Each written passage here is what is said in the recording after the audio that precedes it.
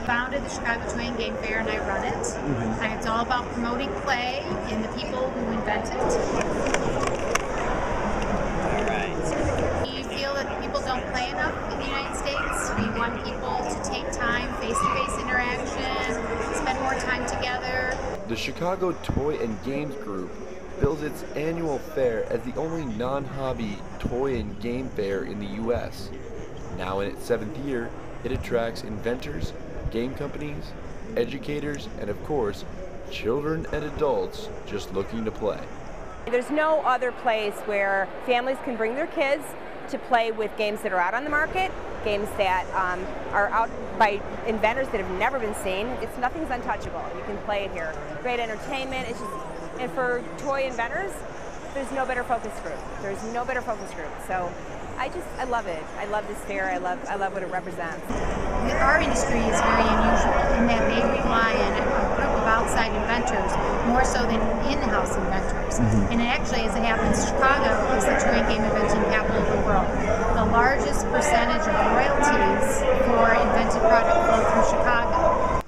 With the game industry alone valued at a bit less than $1 billion per year, inventors from all walks of life hope to attract attention. A Milwaukee cop was inspired 3 years ago by his board game loving family to create one himself. We kind of ran out of all the board games that we thought we'd like to play. I searched for a board game, couldn't find out. My youngest tells me, "Dad, just make one." I wanted something that was going to be challenging, that you had to use strategy more so than just luck of the draw.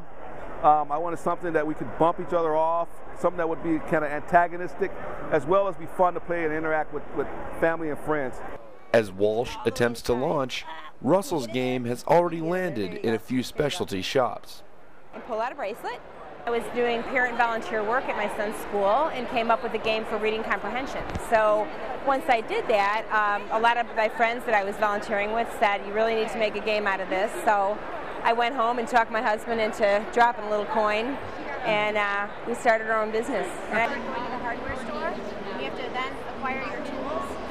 It's funny, if you sell 1 million books, you're in your bestseller list, you sell 1 million CDs, you're on the cover of Rolling Stone, you sell 100 million toys or games, nobody knows who you are. Creative process is the same, plus a toy or game can be handed down for many generations. It's a very interactive, personal piece, and it can shape your life.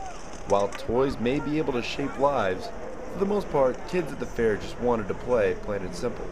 But vendors look to sell a few units and increase their profiles with the Christmas shopping season imminent.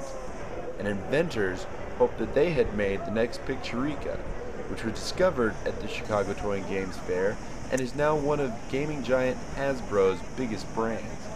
But producing what game companies are looking for isn't easy. You ask them what they're looking for, and they'll tell you, "We don't know until we see it."